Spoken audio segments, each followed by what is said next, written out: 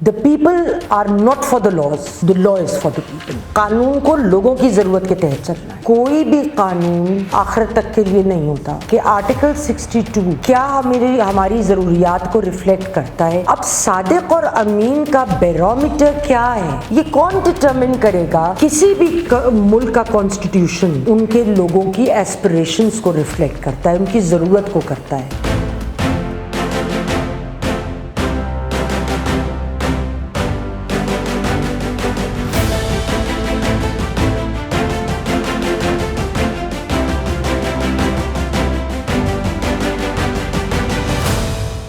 अस्सलाम वालेकुम, मैं हूँ यास्मीन आफ्ताब अली, प्रोग्राम यास्मीन की बैठक के साथ। नाज़रीन, इलेक्शन अक्टूबर में हो या अक्टूबर के बाद हो या जब भी हो, बहुत सारे अनासिर ऐसे हैं जिसे हमें देखने की ज़रूरत है, जिसकी वजह से हमको एक प्रोडक्टिव रिज़ल्ट मिले।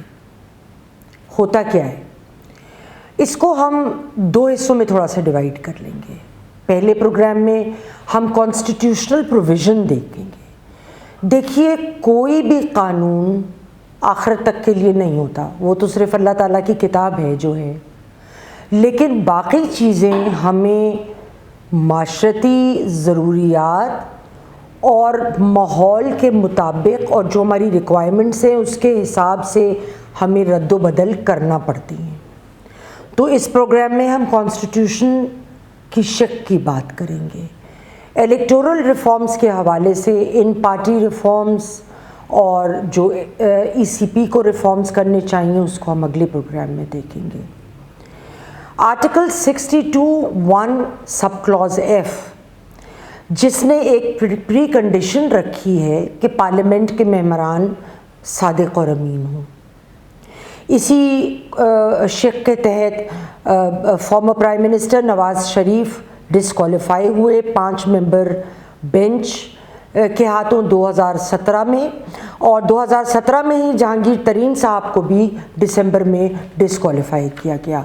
और जब तक कोर्ट की ये दोनों जो जजमेंट्स हैं वो स्टैंड कर रही हैं, वो कोई भी पब्लिक ऑफिस नहीं होल्ड कर सकते।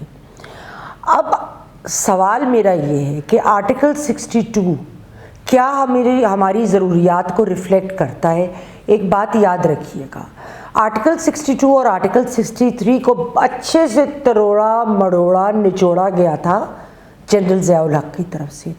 ये ओरिजिनल 1973 कॉन्स्टिट्यूशन के इसकी बहुत सारी शिकें हिस्सा नहीं है, ज़्यादातर नहीं है। अब हम उन कुछ शिकों को देखते हैं, क्योंकि देखिए कानून जो है ना वो ऑब्जेक्टिवली क्वांटिफाई कर सकता है। जैसे अगर आपने कत्ल किया एक शख्स का, उसकी ये सज़ा है।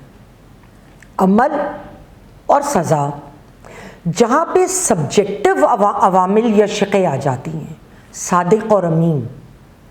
अब सादिक और अमीन का बैरोमीटर क्या है, ये कौन डिटरमिन करेगा कि मैं सादिक और अमीन हूँ और आप नहीं हैं, या वाइसी वर्सा।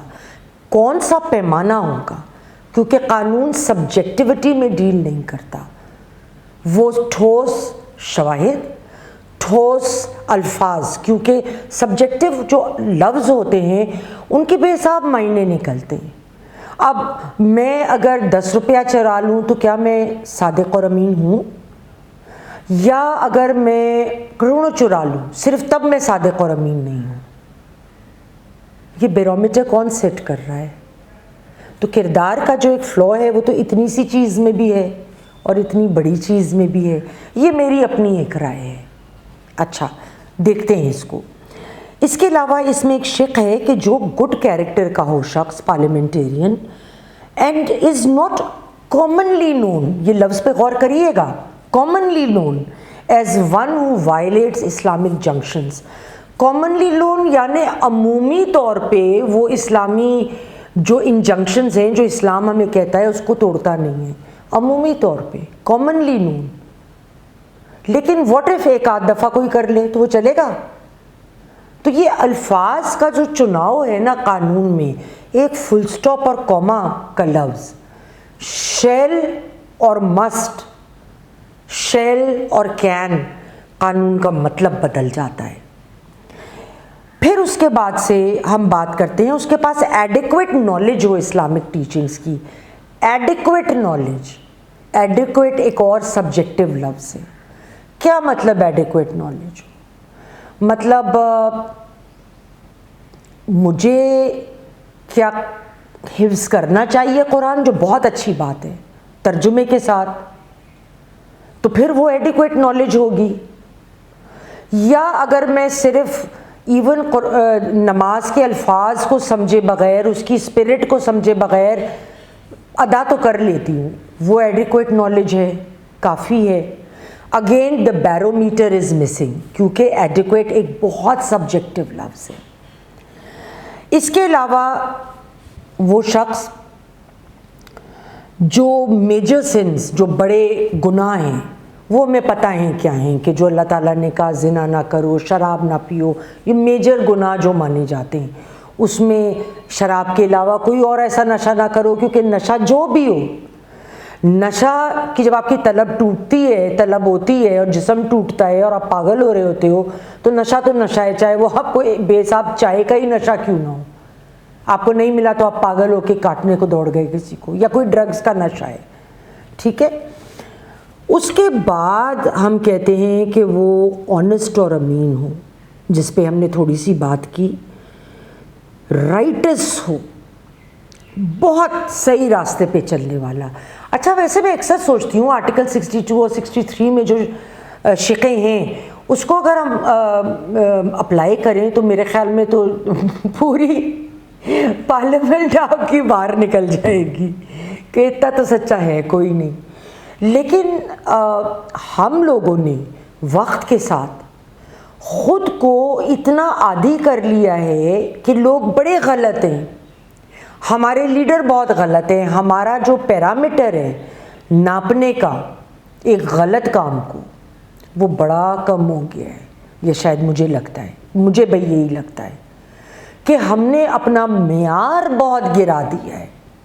اگر کوئی زنا کر رہا ہے تو کوئی بات نہیں, فلاں کام کر رہا ہے تو کوئی بات نہیں, یہ کام کر رہا ہے تو کوئی بات نہیں. بھئی کیوں بات نہیں ہے؟ کہ ہم ڈیزرو نہیں کرتے کہ ہمارے اچھے لیڈر آئیں, تو ہمارے قوانین کو ریفلیکٹیو ہونا چاہیے اور سینسٹیو ہونا چاہیے, جو ہماری ملک کی ضرورت ہے اس وقت, کہ کس قسم کے ہمارے لیڈرز آنے چاہیے. اب بیرومیٹر کا سب سے بڑا میرے نزدیک جو مجھے مسئلہ آتا ہے ان سبجیکٹو ورڈز میں, اور یہ تمام سبجیکٹو ورڈز جنرل ضیاء صاحب کے دور حکومت میں لائے گئے. اب ہونا چاہیے کیا؟ ہم بہت ساری بہت بڑی باتیں تو لکھ ہی نہیں رہے, ایڈ ہی نہیں کر رہے ہیں. وہ کیا باتیں؟ مجھے جو سب سے بڑا میرا جھگڑا ہے وہ ڈویل نیشنلٹی سے. اچھا پلیز مجھے یہ مت کہیے کہ وہ لوگ تو بہت اچھے ہوتے ہیں, وہ اپنا کیوں نہ کریئر بنائیں, اپنی لائفز بنائیں, ہر ایک کو حق ہے. لیکن آپ یہ سوچیں کہ پارلیمنٹ میں آپ کہیں جاتے ہیں, آپ کہیں کی رکنیت کسی ملک کی آپ لے لیتے ہیں, you have to offer an oath of allegiance to that country. ہر ملک کے بڑے سخت الفاظ ہوتے ہیں کہ آپ کے جھگڑے میں اور اچھے وقتوں میں, دونوں اوقات میں, بڑا جی آپ اس ملک کے ساتھ تابعدار رہیں گے, پوری وفاداری. اگر آپ کی پاکستان کے ساتھ ہے وفاداری, آپ پاکستان میں پیدا ہوئے, آپ کے پاس پاسپورٹ ہے اور مطلب آئی ڈی ہے, اور پھر آپ امریکہ یا کینیڈا یا یو کے یا کوئی اور ملک دنیا کا, ادھر کی بھی آپ شہریت لے لیتے ہیں. اب فرض کریے کل کو پاکستان کی سچویشن ان کنفلکٹ ہو ادھر سے, اس ملک سے یا اس بلاک سے جس کو وہ ریپرزینٹ کر رہے ہیں, اور آپ دونوں میں سے کسی ایک طرف میں ایسی پوزیشن میں ہیں کہ آپ اوپینین کو بھی افیکٹ کر سکتے ہیں, آپ اوپینین میکنگ کو افیکٹ کر سکتے ہیں, آپ کا کام اس نوعیت کا ہے, تو بعض سچویشنز میں بڑا کرٹیکل ہوتا ہے کہ آپ کی پھر وفاداری دونوں میں سے کدھر ہوگی.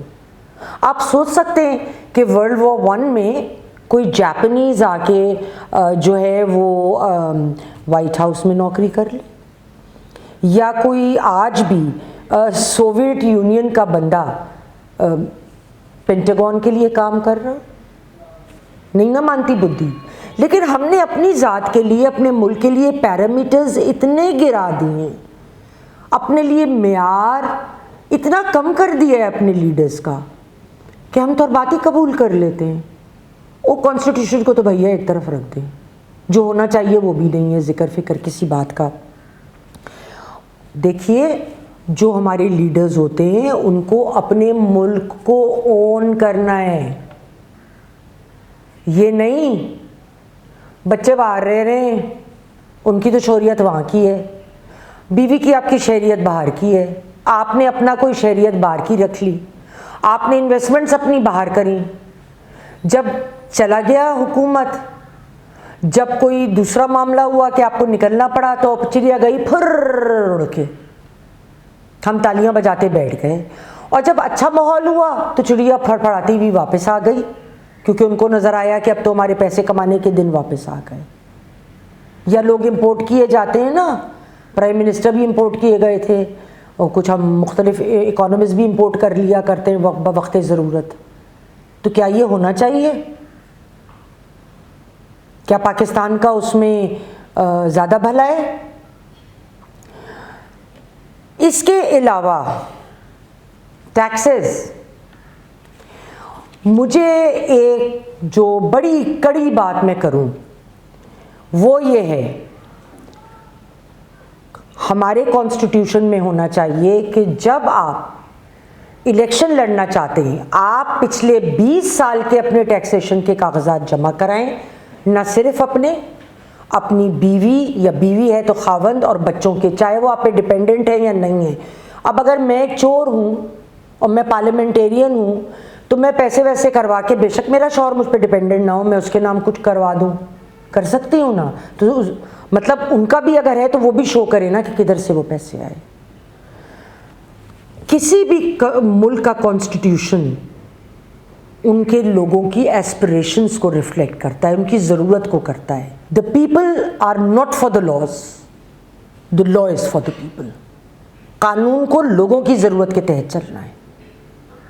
آج کے لیے اتنا ہی، کل تک کے لیے خدا حافظ. ویلاگ پسند آیا ہو چینل کو سبسکرائب کریں، شیئر کریں، اور اپنے کمنٹ باکس میں اپنی رائے دینا نہ بھولیں.